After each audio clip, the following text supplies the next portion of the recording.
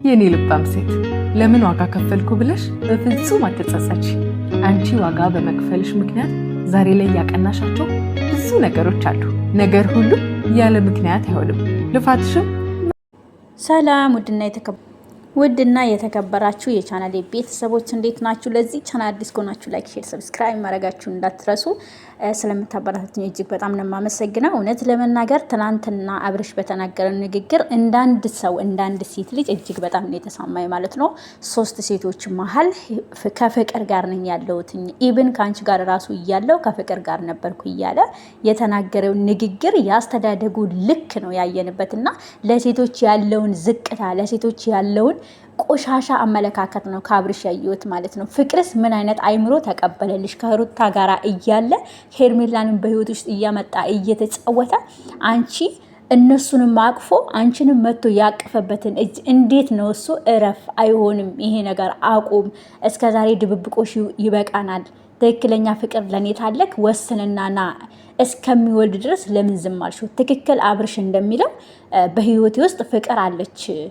አዎ እኔ ለ7 ዓመት ከፍቅር ጋር ነበርኩ፣ ከእናንተ ጋርም እያለው ከፍቅር ጋርም ነበርኩ እያለ በግልጽ አማርኛ እየተናገረን ያለውና አብርሽ እውነት ለመናገር ምን አይነትን ትምህርት እያስተላለፉ እንደሆነ ባናቅም ግን ይሄ ትክክል ነው ብዬ የማስብ ሰው አይደለሁም።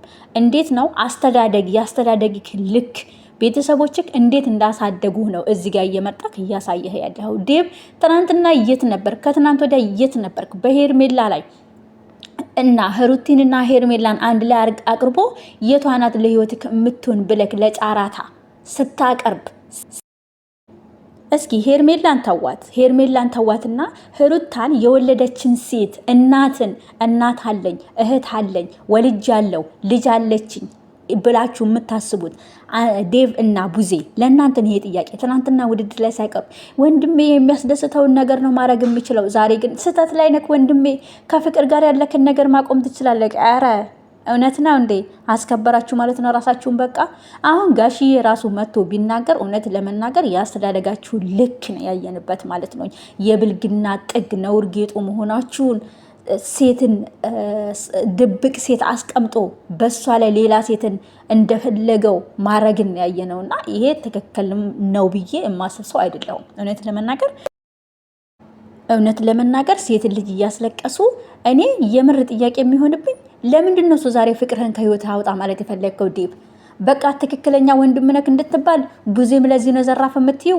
መጀመሪያ እኮ ምርጫ ላይ ሩታን ሲጀመር ምርጫ ላይ አታቅርብ ማለት ትችላላችሁ። አሁን ስለ ሄርሜላ እንተው። ሄርሜ ስላልወለደች ከዚህ ከልጅ እኔ የምር እድለኛ ነሽ። ምክንያቱም ይሄ አባት የሚባለው ነገር ራሱ የሚይዝ ሰው አይደለም፣ ክብር የሌለው ነው። በትምትል ይወልዳል እንኳን እሱ ማለት ነው።